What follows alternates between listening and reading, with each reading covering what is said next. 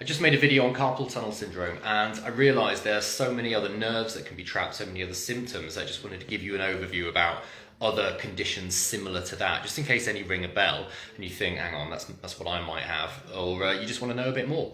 So previously we covered carpal tunnel syndrome. So that's the median nerve that comes from the neck and it goes down the arm and it goes to the thumb and forefinger. Now, the trick is to know where all of these, this is why we train for so long, to know where the nerves come out and where they go to in the body, because then you can identify which part of the spine is the problem. And then if you fix that, it can help the nerve to work better. Simple terms, that's what we do. So the most common nerve entrapment that we see, and the one that most people have heard of course, is sciatica. Sciatica is the sciatic nerve, obviously, which is the big nerve that goes down the back of the leg. It's the biggest, thickest nerve in the body, and it actually starts from 5 different levels. You can see where it comes out here, and they all join together like a bit like a railway station where it all comes in, a shunting yard they call it. So if any of these nerves at these levels, or even a little bit further down where it goes through the muscles, if any of those get compress that nerve, then you're going to get symptoms down the back of the leg, and that's sciatica. It could be an ache, it could be pins and needles, but most of the time with sciatica, it's like a sharp shooting pain. It's really quite sharp and painful.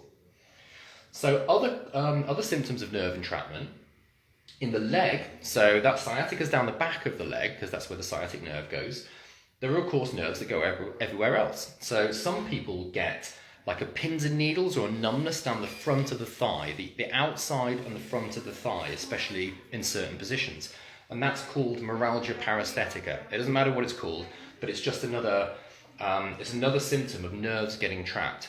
Now the nerves at the front of the thigh and higher up, they come from slightly higher up in the back. So we're talking about L2, 3, around this area. So if someone comes in with symptoms in that area, we know it's this part of the back that's the problem.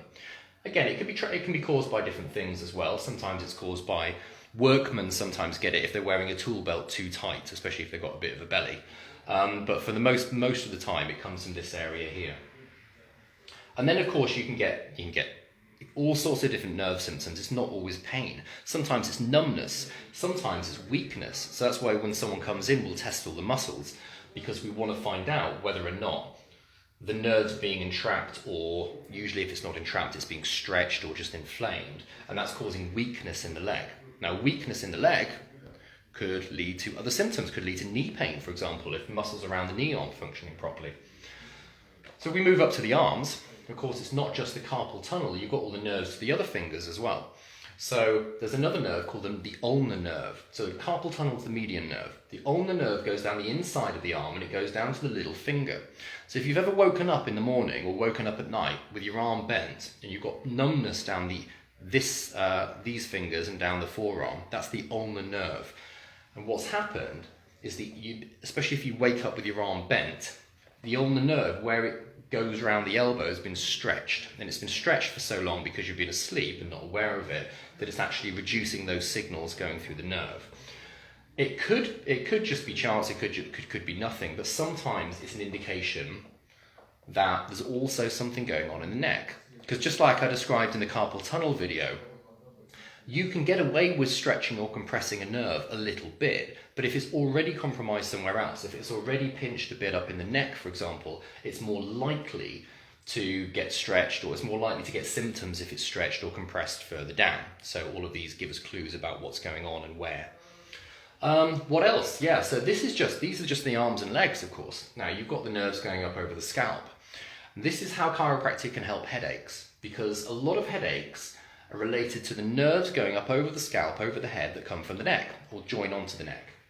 So if someone comes in with headaches and we do an exam with them, we find that they've got restrictions in their neck, and that gives us an idea that a good indication that if we treat the neck, the headaches will improve, and in most cases they do. Now, I just had a lady come to see me this morning actually, and she has had a fizzing sensation up the back and the side of her head, all around here. It's like a fizzing. It's not a headache as such, it's more over the scalp, but it was really annoying because it's been keeping her awake. And when I examined her neck, I found that this bone at the very top, it's called C1, right at the top. It's called C1 because they're numbered 1 to 7. was sticking out ever so slightly more on the left. It's what we call a subluxation, which in chiropractic terms meaning a joint that's not moving properly that's affecting the nerves. Now I adjusted that, and what I did was just push it that way slightly, ever so slightly, made a clicking noise, it went over that way and it freed it up. And then she came back a week later and said it's significantly reduced. It hasn't completely gone away. It's gone away maybe about 90%, which means it's not annoying her, it's not affecting her in her sleep anymore. And that was all coming from there. And you can actually see that nerve there. It can get trapped there between the skull and the C1. That's what was going on. So we adjust that area, frees up the nerve, and all of a sudden the symptoms go away. Yeah, so this gives you a general idea. Obviously this is a simplification and it's a bit more complicated, but this gives you a general idea about where all the nerves are in the body and where they come from, and how a problem with a certain area of the spine can lead to symptoms in that corresponding area. And what we haven't talked about, of course, is all the internal organs. We've just been talking about arms and legs and the things you can feel. Now, what would happen if the nerve that goes to the stomach, for example, has been compromised? You're not going to get pins and needles or weakness in the stomach, so to speak. It's going to be much more subtle than that. And this is where it gets into the more holistic way of looking at it. What if that nerve is compromised to the stomach? Well, maybe it's not going to produce as much stomach acid. Maybe it's not going to digest food as well. It's really complicated and difficult with stuff like this though, because there's also so many other factors. You know, if someone's having indigestion, yes, it could be related to the nerves that go to the stomach, but it could also be related to stress or diet or, you know, any number of things. So this is when it gets a bit more complicated and we need to look at the big picture and the, you know, general health. But oftentimes people who come in to see us with other symptoms like back pain or nerve symptoms, and then we start working on the spine and improving how the nerves work, also come back and say, do you know what, I didn't expect it, but my digestion's improved, or my sleeping's better, or my blood pressure's reduced, or something like this. Oftentimes we don't expect this because, again, you can't always predict how people are going to respond, but it's nice when people start to see general health improvements on top of what they were hoping to get in terms of, you know, symptomatic improvement as well. Yeah, so it's going a bit more into the nervous system there. Hope that answers a few questions, gives you a bit more to think about. If you've got any questions, pop them in the comments. And again, see you soon. Take care.